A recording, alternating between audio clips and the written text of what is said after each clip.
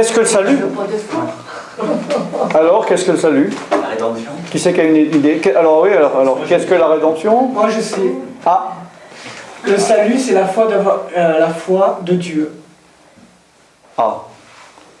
D'accord. Donc un gars dans la rue, tu rencontres, Non. il n'a jamais entendu ça. C'est quoi le salut? C'est la foi de Dieu. Ah super, là j'ai eu une super... Il comprend. Ah, non mais dis oui si tu penses que oui. Oui. Ok. Il y a d'autres interprétations? Il y a d'autres, il y a plusieurs. Ah, ouais, vas-y alors dis-nous ta connaissance. Qu'est-ce que le salut? La repentance. Je sais pas. C'est la rémission des péchés. C'est quand on a, C'est la rémission des péchés. Alors, pas tous en même temps? parce qu'on a connu Jésus-Christ. Voilà, on a reçu Jésus-Christ comme le Seigneur et Sauveur et on est sauvé. Le salut. On a la vie éternelle. Pour moi, c'est d'avoir cru dans son corps et confessé avec sa bouche que Jésus-Christ est notre Sauveur et Seigneur. Il y a- C'est la Bible dit. Oui. Alors non, ça c'est plutôt la réponse à la question comment être sauvé. C'est la condition du salut. Mais là on dit c'est quoi le salut? C'est ça la question? Le salut, c'est changer d'identité. Ah bon? Ben oui, Ok. c'est ne plus être. Un péché. D'accord. Voilà, ne plus être. C'est la rémission des péchés, c'est le pardon des péchés, la nouvelle naissance. La repentance. C'est beaucoup de choses hein, alors finalement. Moi, Le salut, le salut, c'est aussi la grâce que nous avons. Nous qui étions pécheurs, qui étions condamnés, qui étions condamnés, nous avons le salut. C'est la grâce que nous avons pour une décision qui a été prise pour des personnes qui devaient être condamnées. Voilà. C'est comme ça que je vois quoi. Oui, mais ça ne définit pas le salut. C'est l'action. Imaginez un gars, vous le voyez dans la rue, vous lui prêtez une Bible, il voit le mot salut, puis il vous dit c'est quoi le salut? Le salut, c'est pas être sauvé. C'est être sauvé des... Oui, mais alors, donc le gars qui connaît rien, c'est quoi le salut? C'est être sauvé? Ah, merci beaucoup. Ben, c'est le prix, le salut. Alors c'est quoi être sauvé? Le salut, c'est le salut. Le salut au paradis. Le salut, c'est d'aller au paradis, c'est ça? Le salut, c'est te libérer de tes péchés. Être libéré de ses péchés? Le salut, c'est le rachat de nos péchés. C'est le rachat de nos péchés? Voilà, par le sacrifice. Ouais. Alors, le salut, en effet, salut, c'est par rapport à être sauvé. On est d'accord? Être sauvé de quoi? En effet, le truc pour moi qui va le plus proche de l'exactitude, c'est ce que la sœur a dit, c'est qu'on rentre au paradis. On est sauvé de l'enfer et on est emmené au paradis. C'est ça le salut. C'est ça le salut chrétien. C'est qu'on est destiné à l'enfer. C'est ton assaut, ça? C'est quoi? C'est celui qui a fait l'hélicoptère. Ah. Et être sauvé, c'est être sorti de l'enfer, enfin pas de l'enfer, de la condamnation éternelle, et rentrer dans le paradis. C'est une récompense, quoi. Ah non, parce que c'est non mérité le salut. Ephésiens 2.8. Quelqu'un lit Ephésiens 2.8? Vous devriez tous savoir ce verset pour l'évangélisation, c'est la base. Et par Surtout exemple, l'évangélisation des catholiques, pardon. le brigand avec Jésus. Ouais, qu'est-ce qu'il a fait? Eh ben, quand Jésus lui dit, ta foi t'a sauvé, cette nuit tu seras, aujourd'hui même tu seras avec moi dans le ciel. Ouais. C'est le salut, ça. Ça, on peut débattre. Ouais. On peut débattre, pourquoi pas? Est-ce que quelqu'un peut lire? Une personne. Non mais attendez. Il y en a une qui lit. Voilà. Oui, et puis alors une autre information, pendant ce temps qu'il y en a un qui lit, les autres se taisent. Oui. Comme ça, c'est le meilleur moyen que tout le monde entende ce que la seule personne. Alors. Car c'est par la grâce que vous êtes sauvés par le moyen de la foi. Et cela ne vient pas de vous, c'est le don de Dieu. D'accord. Donc c'est pas par les œuvres. Voilà. Donc ce Non, n'est c'est pas. par les œuvres. On ne.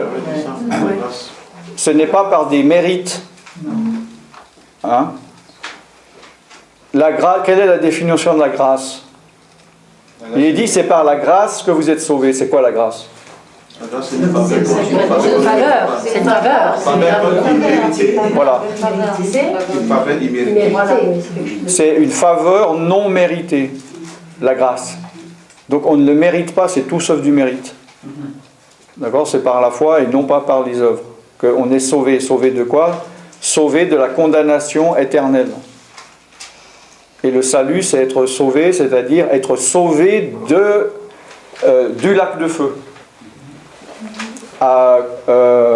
Appelé à faux tort l'enfer.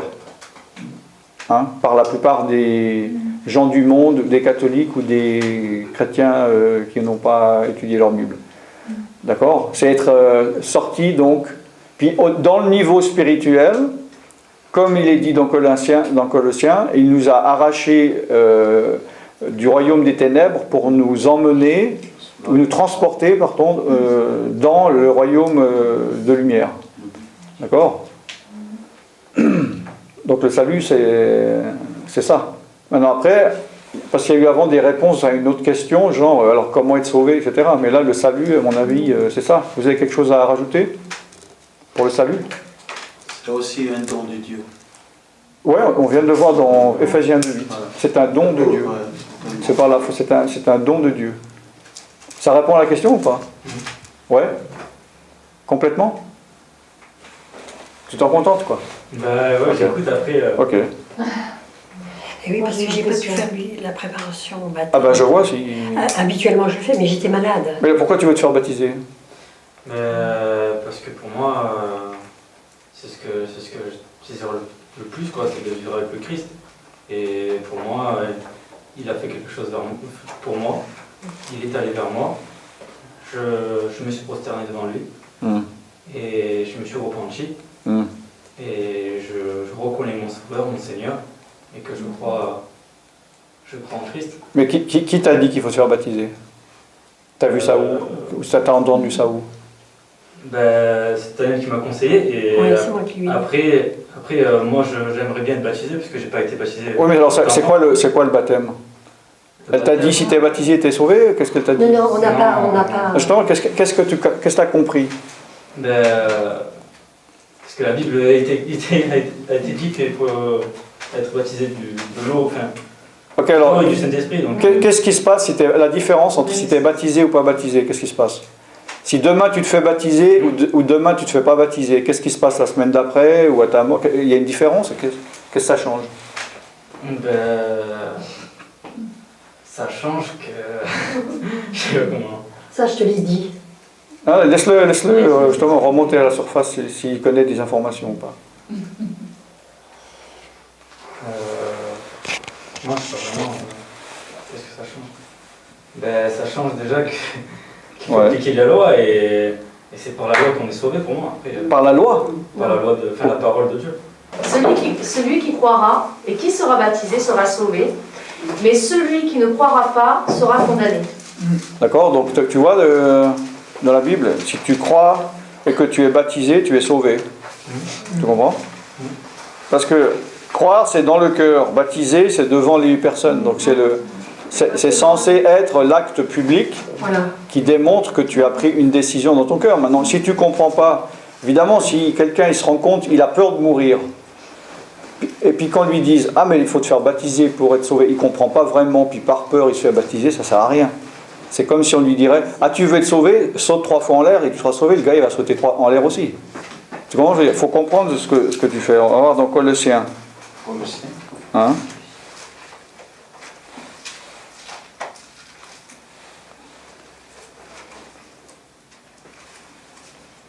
C'est dans normalement 2. Voilà. Alors, est-ce que quelqu'un peut lire chapitre 2, verset 11, allez jusqu'à 15. Et c'est en lui que vous avez été circoncis d'une circoncision que la main n'a pas faite, mais de la circoncision de Christ, qui consiste dans le dépouillement du corps de la chair, ayant été ensevelis avec lui par le baptême, vous êtes aussi ressuscités en lui et avec lui par la foi en la puissance de Dieu qui l'a ressuscité des morts. Vous qui étiez morts par vos offenses et par l'incirconcision de votre chair, il vous a rendus à la vie avec lui, en nous faisant grâce pour toutes nos offenses. Il a effacé l'acte dont les ordonnances nous condamnaient et qui subsistait contre nous, et il a détruit en le clouant à la croix. Il a dépouillé les dominations et les autorités et les a livrées publiquement en spectacle en triomphant d'elles par la Si vous pouvez fermer votre téléphone, merci. Donc au verset 12, ayant été ensevelis avec Christ par le baptême. Tu comprends ce que je veux dire?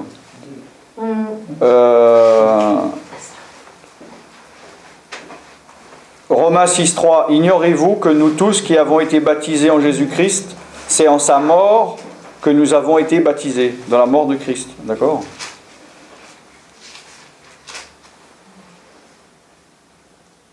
Vous tous qui avez... Est-ce que quelqu'un peut fermer ses téléphones? Galates 3, 27. Vous tous qui avez été baptisés en Christ, vous avez revêtu Christ.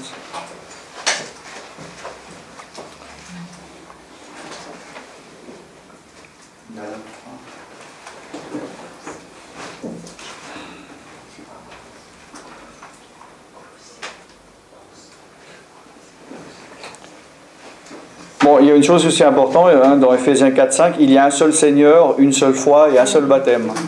Parce qu'il y a des gens après, ils vont te dire où c'est que tu étais baptisé, puis il y a certaines dénominations, ils vont te demander de te faire rebaptiser.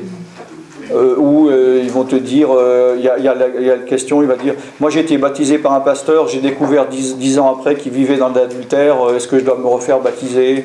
Ou on m'a baptisé au nom du Père, du Fils et du Saint-Esprit, puis que j'ai vu après dans la Bible, c'était écrit qu'il fallait baptiser au nom de Jésus-Christ, donc il faut que je me fasse baptiser. Et il y a plein, non?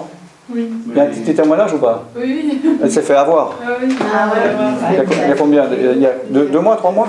Oui, voilà. Genre une personne qui me disait qu'elle avait été baptisée quand elle était en Israël, elle se sentait étalée, et après qu'elle n'avait pas eu le baptême du vieil homme, et donc il fallait que je l'ai écouté, j'ai pas... Baptême du vieil Pensé, homme. consulter Dieu. C'est quoi ça? Enterrer en fait Oui, ouais, ça, il entend. le vieil homme et revenir à Dieu, être nouvelle création. Quoi. Ouais. Donc elle s'est fait rebaptiser en pensant que Ah bon, d'accord. c'était bien.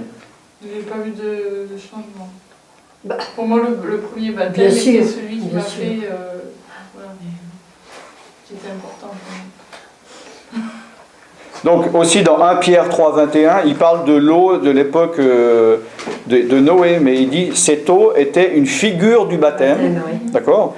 Donc le baptême qui n'est pas la purification des souillures du corps, mais l'engagement d'une bonne conscience envers Dieu. Tu comprends? Un engagement. D'accord? Donc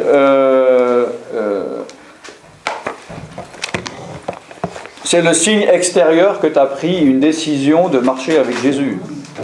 Donc si tu dis tu te fais baptiser, puis 3 minutes après, ou le lendemain, ou 6 mois après, tu dis ah ça je veux pas faire ce que Jésus me dit ou ce qui est écrit dans la Bible, tu n'as rien compris au baptême.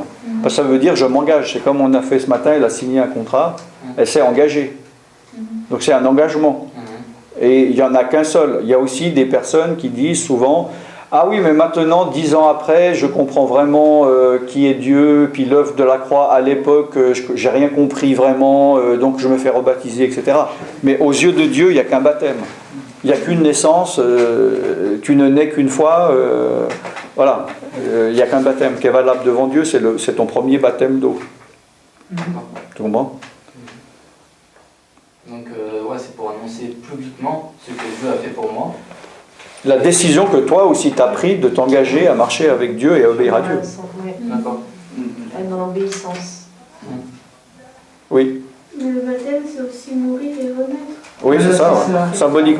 Symboliquement, c'est le corps, le vieux toi qui reste au fond de l'eau et tu remontes et une nouvelle créature.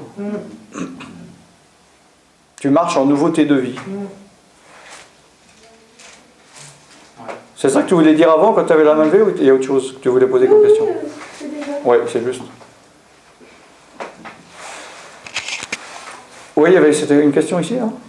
Oui, c'était par rapport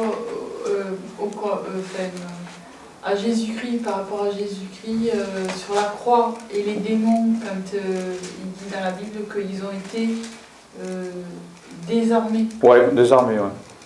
Mais pourquoi ils ont encore de la... Enfin, même si on est une nouvelle création, ils ont des fois de la puissance. Même si on est en Christ, ils ont de la puissance. Ils ont de la puissance, mais ils sont désarmés. Oui. Ils peuvent Alors que faire nous, du mal. non, nous on est armés. Oui. Eux, ils sont désarmés. Donc, en plus, celui qui est en nous est plus fort que celui qui est dans le monde. Amen. Donc, si moi je suis plus fort qu'une personne, en plus j'ai des armes, et lui, il n'a pas d'armes, et puis que je perds, je suis vraiment nul, quoi. Oui. Je le veux vraiment. Et comment ça arrive? En ne me battant pas. Parce que moi, justement, je peux être plus fort qu'une personne, être armé, lui, il est plus faible, il n'a pas d'armes, mais si je fais rien, il peut me tuer. Oui, tout à fait. Donc c'est une question que les démons ont été désarmés, mais ils n'ont pas été hors d'état de nuire. Ils ne sont pas liés. Ils sont partout. Ils seront liés bientôt, pendant 1000 ans, vous savez ça. Puis après, relâchés encore un peu de temps, jusqu'à après, là c'est la dernière fois, ils seront jetés dans le lac de feu pour l'éternité. Mais donc là, ils sont méchants, ils sont dangereux, ils attaquent, mais ils sont désarmés. Parce que s'ils n'étaient pas désarmés, on n'aurait aucune chance de pouvoir faire quelque chose. D'accord. Bah oui. Ils sont désarmés grâce à Christ, hein, Oui. grâce à Dieu, Oui. avec nous et en nous. Et nous avons les armes, pour ceux qui ne savent pas, donc dans Ephésiens 6, il y a toute la panoplie des armes de l'armure. Des combattants.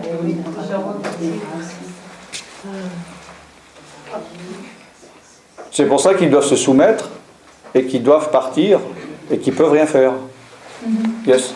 Moi j'ai une autre question, bon, c'est pas par rapport à la délivrance, c'est par rapport à l'enfer. Vous avez dit quelque chose là, juste avant. Ouais. Bon, moi j'ai un problème avec ça, j'arrive pas trop à me situer. Parce qu'il y a un passage où il est dit qu'on est dans un lieu de repos. Ouais. Il y a un passage à la croix avec le brigand où ça laisse sous-entendre que bon, le paradis et l'enfer est déjà là. Enfin, bon, et pour moi, c'est un manque de connaissance, je l'avoue. Ouais. En fait, je comprends rien. Ouais. Je ne sais pas si l'enfer est déjà là. Ouais. Si dès qu'on meurt, on va directement en enfer. Ouais. Ou si on est dans ce lieu de repos en attendant un jugement qui après nous fait partir en enfer. Bon. Pour moi, c'est flou. Le flou de la connaissance générale du chrétien sans connaissance ou sans éducation, puis même les gens du monde, c'est que ils ont tout, l'éducation, même le catéchisme catholique que beaucoup de gens ont eu en étant enfants, ils ont utilisé un seul mot qui est le mot enfer. Puis on a dit, après la mort, il y a le paradis ou l'enfer. C'est le nom que tout le monde connaît en français, l'enfer. D'accord? C'est faux, c'est pas biblique. C'est normal, c'est catholique. C'est normal, donc c'est pas biblique. C'est la GN. Il parle de GN. Les catholiques, ils parlent du purgatoire. Ah non, mais ça c'est encore pire, c'est encore autre chose. C'est ultra non biblique. Non, non, mais là, je ne veux pas encore rentrer là-dedans. Si vous voulez après, mais là on parle de l'enfer. Oui. Bon. L'enfer, bon, faudrait que je regarde en confirmant, mais normalement, dans le Nouveau Testament, en grec, il est mentionné qu'une seule fois. D'accord. Il y a le Hadès et Sheol, on est bon, d'accord. Bon, après, il y a une interprétation différente qu'on peut avoir. Moi, je vous donne mon point de vue. Le paradis est l'endroit où les non-sauvés passeront leur éternité, que beaucoup pensent enfer. Pour l'instant, il n'y a personne. Voilà. Selon moi. Pourquoi? C'est ce que je pensais aussi. Parce que le jugement dernier n'a pas eu lieu. Voilà, c'est ce que je crois. Donc il n'y a personne au paradis. Il n'y a personne au paradis, peut-être des gens qui balayent en attendant. Et puis, il n'y a personne, mais justement, je ne veux pas dire le mot enfer, parce que ce n'est pas le mot enfer, c'est le lac de feu bibliquement. Lac de feu. D'accord? L'enfer, c'est autre chose, je parlerai. Mais la plupart du subconscient collectif judéo-chrétien, francophone, L'enfer, c'est cet endroit où on est là, puis on va au paradis ou en enfer. Mais en fait, bibliquement, c'est pas l'enfer.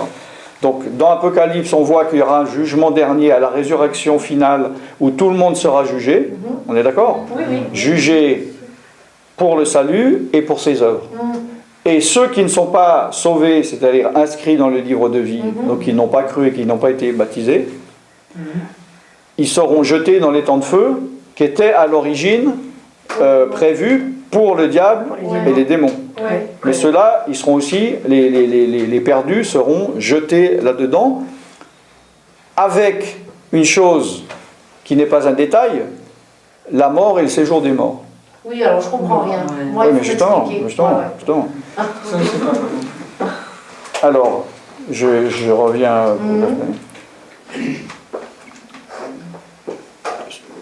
En effet, Paul parle de séjour des morts.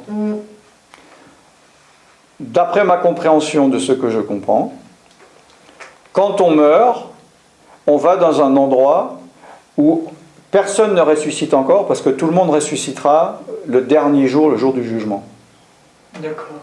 Il est dit, non, dans la Bible, qu'il y aura le jour de résurrection où tout le monde, les petits et les grands, j'ai vu la mère qui rendait les petits, les grands, les riches, les pauvres, c'est vrai. qui sont ressuscités. Donc, quand on meurt, on va dans un endroit, alors personne, il n'y a pas d'explication en détail, mais où on parle d'endroit de sommeil. Alors, est-ce que les personnes sont inconscientes? Est-ce qu'ils sont conscients, etc. Et il y aurait déjà 2 endroits où une personne dans le séjour des morts sauvés qui serait déjà dans la paix, et puis les autres qui sont dans le tourment, d'accord? Bon, ça c'est de l'interprétation vu qu'il n'y a pas vraiment de choses décrites. Mais quoi qu'il en soit, cet endroit-là, ça s'appelle le séjour des morts. Une fois qu'il y aura la résurrection, on est d'accord? Oui. Il n'y aura plus la mort.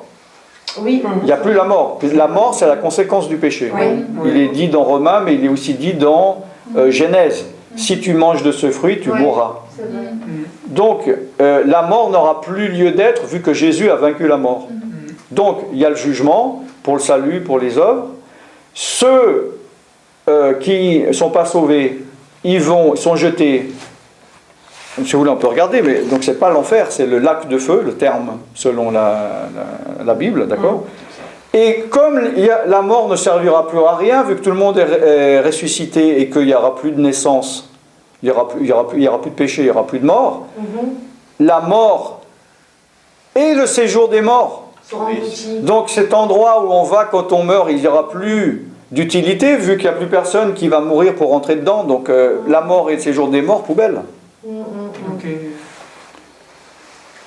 Donc c'est vrai que si un enseignement simple, en général on dit non, enfer paradis, ne va pas chercher plus loin, puis après c'est vrai qu'on trouve plusieurs termes dans la Bible, la mort, le séjour des morts, le lac de feu, l'enfer, il y a combien d'endroits quoi. Voilà, parce que moi ça m'a induit en erreur, parce que j'avais vu justement ce lieu de repos, et à un moment donné, on dit que dans ce lieu, personne ne voit, n'entend, on est dans un état de sommeil. Mais après, on m'a induit en erreur parce que on me disait qu'on allait en enfer directement, quoi. Donc, je n'arrivais pas à comprendre. Pour moi, c'était un amalgame, quoi. Il y a aussi une métaphore que Jésus donne. Il utilise des images. Quand il parlait de Lazare, Lazare, le pauvre avec le riche, voilà, et il parlait du sein d'Abraham. Et puis, il y a un lieu de tourment. Voilà.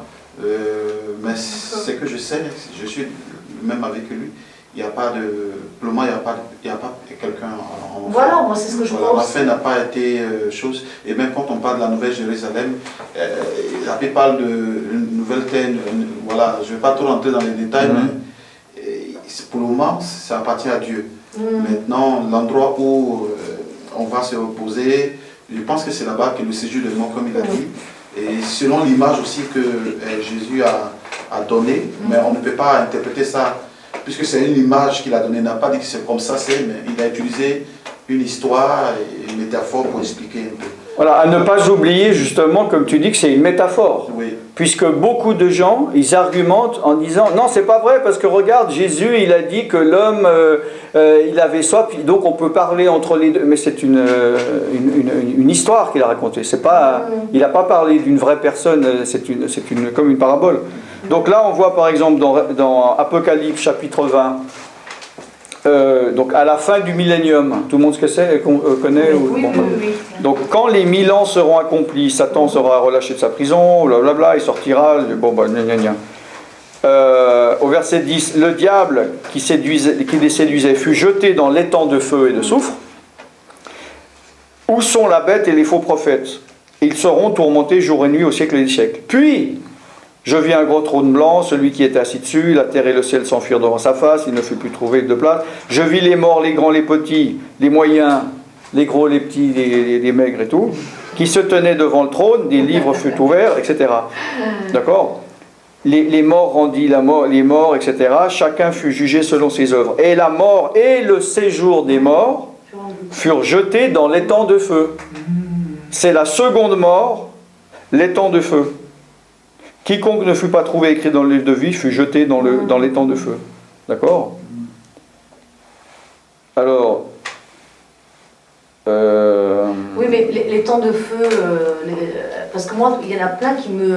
Par exemple, bon, les témoins de Jéhovah, il n'y a pas de... Enfin, bon, voilà, je ne discute pas avec ça, mais par exemple, concernant le lac de feu, et même des chrétiens, moi, je lis ça comme c'est écrit. Pour moi, c'est un lac de feu. Vous voyez? Et certains l'interprètent. Donc... Non, mais... Il l'interprète en disant que non, Dieu ne peut pas être méchant comme ça, de nous tourmenter jusqu'à la fin avec du feu partout. Ah, mais on peut ne pas être d'accord avec ce qui est dans la Bible. Mais après, on croit que ça arrive quand même ou que ça n'arrive pas. Mais oui, mais alors le lac de feu, c'est bien lac de feu parce que... Non, c'est... C'est quoi alors? Non, mais... Quoi? Qu'est-ce qu'il y a? Qu'est-ce qui se passe? Elle dormait. Ah bon. Là, on est dans la dimension spirituelle, parce que éternelle. D'accord. On est d'accord. Là, l'univers que Dieu a créé, dans lequel nous vivons, il a eu un commencement.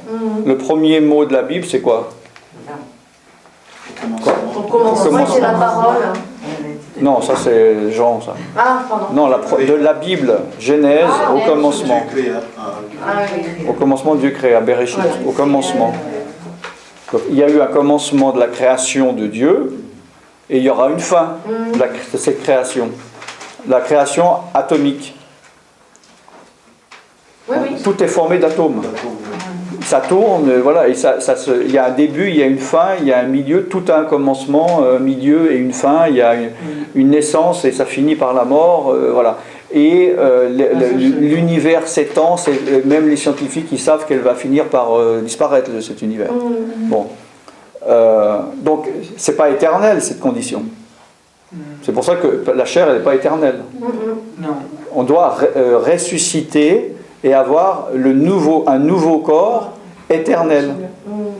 Le corps qu'a déjà Jésus. C'est le premier ressuscité des morts, Jésus. Oui. Et on aura un corps comme lui. Il n'y en a pas deux, il n'y en a pas trois, il y en a un pour l'instant, c'est Jésus. Bon. Donc, ce lac de feu, c'est pas un lac de feu dans cette dimension atomique. D'accord. Donc, c'est forcément une image. C'est pas déjà un lac de feu, déjà ça n'existe pas. Ouais, mais enfin, je me dis qu'avec Dieu, Bon, c'est possible. le feu, ça s'éteint. Oui. Bon, d'accord. Donc on est forcément dans la dimension spirituelle. Oui, non, mais bien sûr. Donc voilà. J'avais une question. Donc on verra à ce moment-là, mais j'espère pas le voir. Mais Moi non plus, j'espère pas le voir. Au nom de Jésus. voilà. Au nom de Jésus, mais... Bon, moi je le verrai pas, je suis sauvé, mais Donc, je veux dire, pour moi c'est pas important. On peut imaginer, mais on ne sait pas. Voilà. C'est comme le paradis, déjà, il y a si peu de détails qu'on ne peut pas savoir comment c'est. Ouais, voilà, On peut qu'imaginer, alors il y a des gens qui savent toujours tout et puis qui vont dire il y aura des... Parce qu'il est dit il y a plusieurs demeures. Oui. Donc il y a des gens qui disent que ça sera comme ici, il y aura des buildings, il y aura des maisons, il y aura des villes. Et il y a un pasteur, je ne sais pas si c'est en Amérique du Sud, il vend des appartements au paradis. Ah ben, Ouais. Ils vendent des appartements à la vente, le gars il paye 50 000 €, puis il aura sa vue sur Jérusalem. Ah oui, oui, il y en a qui ont ça. Ils ont tout compris. des manipulateurs. Oui, c'est quoi la question? La question c'est les gens, tu disais qu'il n'y avait que Dieu qui était, il n'y avait qu'un seul qui était monté au paradis, mais les gens avant qu'ils étaient chrétiens, Ouais. je sais pas, dans les années 50 ou 1950? Moïse, tout ça. non plus. Ah oui, 50 ans avant Jésus-Christ. Charlemagne. Ah non, ça c'est après Jésus-Christ. De quoi? Avant Jésus-Christ. Mais les gens qui étaient chrétiens et qui se sont rapprochés de Dieu ou Ouais. qui se sont fait baptiser, Ouais. ils sont montés au paradis. Après Jésus? Oui, il parle des gens qui sont morts, par exemple. Voilà, c'est ça. Ah ben, moi c'est ce que je suis en train de dire. C'est que... Avant Jésus, c'est Regarde. Dans un lieu de repos. Ah non, il vient de dire après là. Après? Ils sont fait baptiser, il dit. Oui, il dit il est chrétien. Ah, des chrétiens. Il est chrétien. C'est ça qui est délicat parce qu'en effet, il y a toujours cette sacrée histoire qui est bien utile du brigand à la croix, que tout le monde se sert dedans parce que il n'y a pas d'explication. Ouais, voilà. Donc le genre, tu vois, on va dire aux catholiques, tu vois, c'est pas par les œuvres parce qu'il n'a pas fait des bonnes œuvres. L'autre, tu vois, on monte directement au paradis parce que Jésus a dit tu seras avec moi au paradis. Et voilà. Donc voilà. Donc ça, c'est vraiment, c'est le grain de sable dans le mécanisme, ce brigand. Celui de gauche, il lui a dit oui Seigneur, je me repente de mes péchés et je te demande pardon. Tu as lu ça dans quel livre? Non, il n'y a pas de... De me regarder, arrêtez de me regarder. Non mais hein. t'as Je dirais peut-être que lu. je une mauvaise Ça, c'est- C'est la mère, c'est pas... Il a engueulé l'autre en fait, qui lui dit que pourquoi tu cries sur Jésus? Nous on a mérité d'être là, mais lui il n'a rien mérité, Il a rien etc. fait, oui. Voilà. Mais il s'est pas repenti. Repenti. Bah, on sait pas ce qui s'est passé. C'est pas parce que c'est pas parce qu'il n'est pas dit il s'est repenti qu'il s'est pas repenti. Le plus tard possible. Voilà. Oui, le plus tard possible. Maintenant, je sais que moi, j'ai pas besoin de tout comprendre pour bien dormir, sinon je dormirais plus. Ouais. Donc je ne comprends pas. Par contre, c'est vrai qu'on peut aussi dire à ce moment-là, quand Jésus dit tu seras avec moi aujourd'hui au paradis, lui est dans une dimension spirituelle où il n'y a pas de temps. Il a dit je suis le même hier, aujourd'hui, éternellement. Donc tu seras aujourd'hui avec moi au paradis, même si lui pensait que c'est 2050 ans après, pour lui c'est aujourd'hui, c'est pas demain. Il ne change ni hier, ni aujourd'hui, ni demain. Donc voilà, de dire aujourd'hui, est-ce que c'était à la date, voilà, pour moi c'est un peu, je veux dire, c'est pas essentiel dans la doctrine chrétienne de absolument devoir comprendre ça, d'autant plus qu'il n'y a pas d'explication par rapport à ce brigand.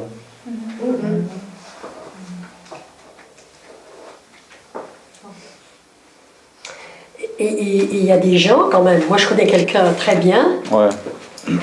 qui disent qu'ils ont été enlevés et qu'ils ont été En enfer. il y en a qui ont été, oui, moi la même personne nous a dit, elle nous l'a dit J'ai ici, réfléchi à ça, ouais. qu'elle a été d'abord, elle a d'abord été, elle a vu avec le Seigneur Jésus, elle a vu donc le ciel, elle a vu quelque chose, elle l'a dit. Elle a vu quoi? Elle a vu par exemple, elle a vu un jeune homme qui était dans une grotte et qui était tout seul. Et le Seigneur l'a laissé avec ce jeune homme et il lui a dit, mais qu'est-ce que tu fais là? Et il lui a dit, je n'ai jamais voulu accepter Jésus. Et il lui a dit, ma punition, et c'est que je ne le verrai jamais. Voilà. Ça, elle nous l'a dit. Elle nous a dit qu'une autre fois, le Seigneur l'a emmenée en enfer et qu'elle a vu l'enfer. Elle a dit que c'était horrible. Voilà, elle n'a pas. Mais donc l'enfer selon la Bible ou l'enfer selon l'explication catholique habituelle? Quand elle a dit enfer, c'est quoi? Ben, elle a dit qu'elle est descendue et qu'elle a vu que c'était, elle disait qu'il y avait des gens et que c'était horrible. Oui. Ok, alors donc si c'est vrai, ça peut être l'enfer, mais pas le lac de feu. Donc, hein. Oui, c'était l'enfer. C'est le lieu de tourment. Voilà, un lieu de tourment. Voilà. Pour les démons. Bon, maintenant, Attendez, excusez-moi, j'ai pas bien compris encore. Il y en a plus. Là, vous me parlez d'enfer.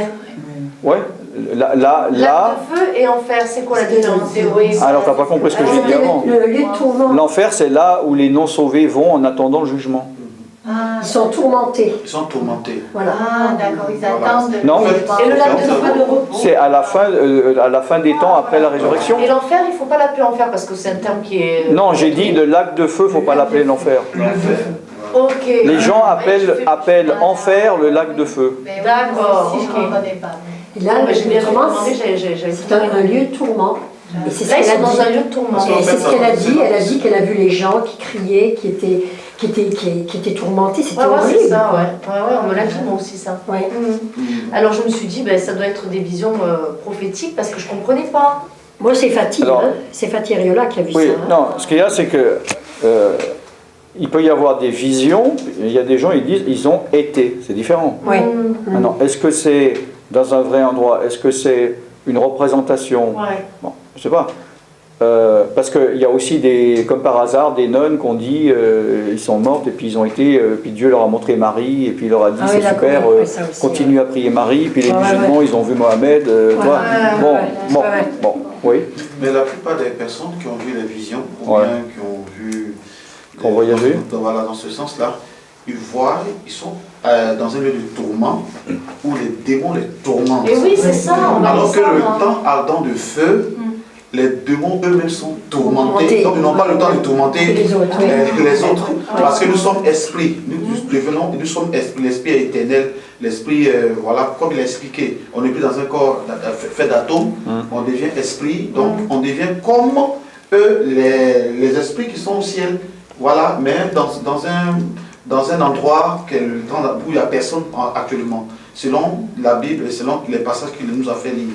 Et les visions, ce sont des endroits, le lieu de tourment, où les démons tourmentent ces Oui, personnes. les personnes, Oui, parce que moi j'avais vu ça. Parce que la et plupart par rapport- des visions, des témoignages que les gens rendent, ils voient toujours des démons qui tourmentent Qui tourmentent, ces oui, personnes. oui, oui. Voilà. Et par leur péché, Voilà. par exemple, ils sont tourmentés par les démons de, par exemple, Ouais. leur propre Oui. péché. Voilà. Par un clown. Au nom de Jésus, je Voilà. te chasse. Tu vas pas rester toute ton éternité avec un clown quand même. Ah non, non, Et, je le chasse, j'en veux alors- pas de ce clown. Et bon, moi, il faut pas prendre aussi, faut pas croire tout ce qui se dit non plus. On ne sait Oui, pas qui ça, c'est ment, clair. qui ne Voilà, ment on pas. sait pas. On ne sait Mais pas ça qui laisse à- peut être sincère, Oui. mais s'est fait avoir par une fausse vision, Tout à fait. etc. Oui. Moi, personnellement, j'ai vécu des expériences. Donc, moi, je peux parler de moi, puis Eh vous oui. n'êtes pas obligé de me croire. Donc, ça ne confirme ni n'infirme rien. Et sans rien comprendre et n'en étant pas chrétien, quand ma mère est décédée, tout d'un coup, je suis parti, j'ai voyagé très très loin. Donc ça, c'était pas une vision. Oui. Je peux Tu pas vivais, expliquer, mais ouais. vraiment, je sais que mon esprit est sorti de moi et je me suis déplacé Oui, oui. à des millions et des millions de kilomètres à une vitesse incroyable. Putain. Et je suis arrivé dans un endroit où j'ai vu une immense personne, où moi j'étais, tu vois, son pied était, donc j'étais à la grandeur de son pied, que je voyais juste ses mollets, et je n'avais pas le droit de voir ni le corps, ni... voilà. Et puis il me dit, ta mère est là derrière, puis il y a comme une sorte de mur. Elle a dit, les morts sont là derrière, et tu n'as pas le droit de rentrer en contact avec. Et puis je suis rentré de nouveau dans mon corps. Donc j'ai rien compris. À l'époque, je connaissais rien de la Bible. Et ouais, bien Mais toi, sûr. ça confirme la Bible. C'était C'est que les morts sont dans un endroit et on n'a pas le droit de les contacter. Il y a que j'ai- Alors, je ne sais pas pourquoi il m'a dit ça, vu que je ne savais même pas qu'on pouvait contacter des morts, puis ça ne m'avait pas traversé l'esprit de contacter ma mère. pardon, c'était un démon ou pas ou un... Ah non, c'était quelqu'un de Dieu pour moi. C'était des dieux. Dieu. Pour moi, c'est un ange ou je ne sais pas. Mais quel âge tu avais Et là quand... 12 ans. Ah, tu avais 12 ans. Oui, donc j'avais Oui. pas lu de livre, donc Oui, oui. j'ai pas pu être influencé. Internet, ça n'existait pas, l'électricité n'existait pas encore. Et donc j'avais jamais rien entendu d'aucune doctrine. Oui, oui. Donc j'étais pas pollué. Oui, oui. Et aucune pratique de sorcellerie non plus. Non, à 12 ans. non, non. Ah ouais, non. donc. Et à je sais plus quoi, 18 ans, j'ai fait une expérience de mort imminente. Mais j'étais dans la sorcellerie à ce moment. Ouais. Et donc, je suis sorti de mon corps. Donc ça, j'étais en dehors de mon corps. Je me suis tourné, j'ai vu mon corps. Il y a quelqu'un qui le secouait pour essayer de le réveiller. Donc c'était la réalité. Hein. Et j'ai regardé devant et j'ai vu les démons qui m'attendaient. Mais ils étaient géographiquement, donc je sais pas, à 40-50 mètres, ils étaient là en comité d'accueil pour m'attendre. Donc je savais que si je mourrais là, il y avait un comité d'accueil en train de m'attendre. Ils s'affreux, des mots. Oui, alors là, j'ai vite changé d'avis, puis j'ai... Ouais. Ouais. Donc moi j'ai pas été plus loin que ça, mais je sais qu'on n'est pas obligé de croire ce que les gens disent, parce qu'on peut dire n'importe quoi. Oui, bien sûr. Oui, mais enfin, voilà. même on voit quand les personnes ont vécu quelque chose, il y a des détails que tu ne peux pas donner quand même. Oui, sur Internet, tu regardes, tu vas une soirée sur Internet, tu regardes 20 trucs, 20 vidéos à peu près identiques, puis tu répètes à peu près la même chose. Alors, j'ai une autre question par rapport au EMI, hein, c'est comme ça. En anglais, EMI, français, EMI, expérience de mort imminente, ou NDE, Near Death Experience. Bon, alors, j'aimerais dire aussi qu'à l'époque, c'était en 76 ou je sais pas quoi, il y avait le docteur Moody venait de sortir aux États-Unis des témoignages d'expériences de mort imminente. C'est le premier livre de l'histoire de l'humanité qui en parlait, et il n'était pas encore sorti en France. Je ne savais pas, je savais pas que ça pouvait exister. Personne n'en parlait jamais. Seulement dans les milieux médicaux, ils en parlaient parce qu'ils savaient des choses. Qu'est-ce que c'est? Pardon? Qu'est-ce que c'est? Mort cérébrale. C'est que, alors normalement tu meurs, mais tu n'es pas obligé forcément d'être mort cliniquement, mais le processus de la mort commence, c'est-à-dire tu sors de ton corps pour partir. Quoi. Et après tu reviens dans ton corps. Voilà, l'expérience de mort imminente, ça veut dire que tu étais encore relié à ton corps, puis une raison X ou Y. Par exemple, on va mettre des médicaments ou on va te faire repartir ton cœur, puis clac, tu reviens dans ton corps. Donc tu as commencé le processus de la mort, mais tu es revenu. D'accord. Moi, je me suis réveillé 2 jours après. Parce que quand je suis retourné dans mon corps était encore inconscient. Yes. Oui, alors par contre, j'ai une petite question, c'est qu'il y a eu une étude de fait où 97% à peu près voyaient le paradis. Enfin, oui, le paradis, exactement. Voilà. Et 3% l'enfer. Bon, oui, voilà. Oui, exactement. Alors je me suis posé cette question parce que moi ça m'a turlupiné. Je me suis dit, bon, c'est vrai que les personnes qui ont eu l'enfer, les 3%, se sont converties tellement c'était immonde. Elles ont vécu ça, elles sont sorties de là apeurées, elles se sont dit c'est pas possible, donc elles se sont converties. Mais les 97 autres personnes, on ne sait pas ce qu'elles sont devenues, mais d'après les études, elles sont parties dans des philosophies, genre New Age. En tout cas, ça leur a changé la vie. Ça leur a changé la vie, mais elles sont parties dans une mauvaise direction, dans des trucs. Donc je me dis, voilà ma réflexion. Je me suis mise devant le Seigneur, je me suis dit, bon, je ne connais pas, je ne veux pas non plus juger, mais je me suis dit, le but du Seigneur, c'est que quand même les âmes viennent à lui. Bon, alors les 3% n'en parlent pas, ok. Par contre, les 97%, je me dis, elles vivent ça, et elles partent dans des philosophies. Donc, est-ce que c'est pas quelque part une tromperie? Parce qu'en plus, ça me paraît gros de me dire que 97% verraient le paradis, et c'est... carrément presque les 100% qui iraient dans des philosophies, et on sait que dans les philosophies, si tu ne crois pas en Jésus, tu n'es pas sauvé. Alors je me suis posé ces questions-là. Oui, parce que c'est vrai que, bon, ils ne vont pas forcément au paradis, mais en tout cas, même s'ils ne vont pas loin ou pas longtemps, on appelle ça des expériences de mort imminente positives ou négatives. Les positives, en effet, c'est j'ai vu une grande lumière, j'ai eu une paix, pas possible, j'ai revu mon père, ma mère, mon mari, j'étais tellement en paix, j'avais pas envie de revenir, etc. Alors c'est vrai parce que maintenant, depuis qu'il y a Internet, depuis 15-20 ans, il y a des études beaucoup, extrêmement sérieuses sur ces expériences. Il y a des choses il y a des trucs pas du tout sérieux, mais il y a des trucs très sérieux où ils prennent des témoignages des gens, et donc maintenant c'est beaucoup plus grand, parce qu'avant c'était des médecins dans un hôpital qui avaient dans sa carrière 3, 4, 5 expériences qui partageaient avec un autre gars d'un autre pays, d'un autre médecin, d'un autre hôpital, alors que maintenant il y a vraiment des choses très sérieuses. Voilà, mon témoignage, moi, il fait partie des milliers dedans, ils m'ont demandé l'autorisation, etc. Puis je confirme qu'à peu près 3% sont des négatifs, et puis 97% sont des positifs. Et je confirme aussi que quand tu as une négative, comme moi j'ai eu, je peux te dire que tu fais tout pour éviter que ça recommence, enfin, que la prochaine fois que tu meurs, tu dois être prêt, simplement. Parce que moi, je me suis réveillé, j'étais à l'hôpital, là j'ai pris des décisions drastiques, mais je ne savais pas comment être sauvé.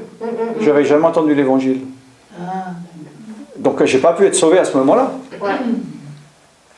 Mais du coup, ça quand même, ça vous a... moi, ça m'a changé. Moi, j'ai arrêté. Tu vois avant, je tuais des gens. Ouais. Je faisais de la sorcellerie.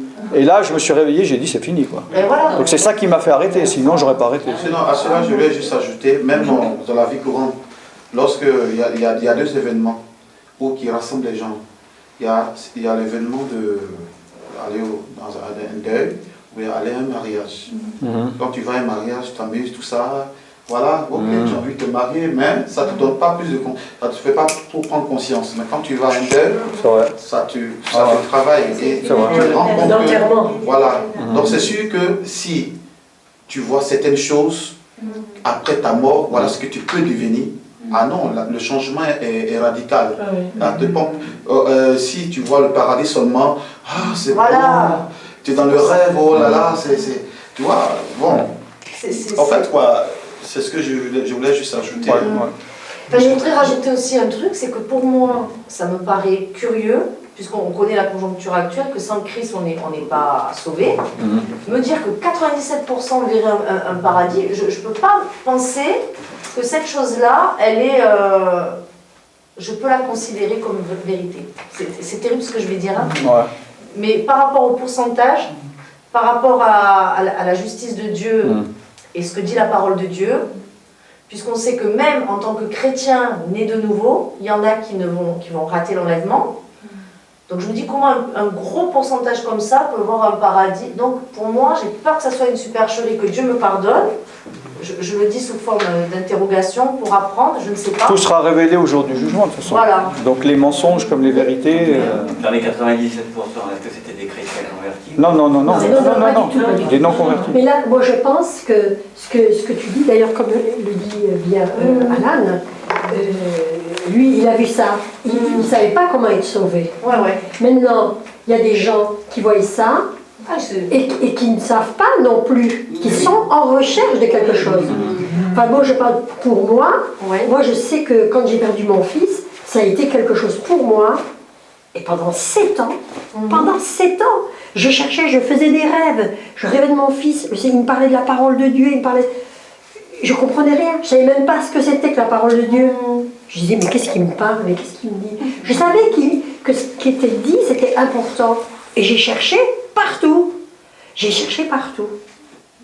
Et finalement, au bout de 7 ans, je suis tombée sur des chrétiens à Nice. Mais et j'avais envie de rentrer dans l'hindouisme, le bouddhisme, surtout l'hindouisme. J'étais très attirée par ça. Comme moi, parce qu'on ne sait pas, alors on est en recherche. Tout à fait. On est en recherche. Et je pense que ces gens-là, c'est pareil, ils sont en recherche, donc ils cherchent peut-être des choses, et puis finalement, peut-être qu'un jour, si vraiment ils sont sincères, je pense que Dieu se révèle.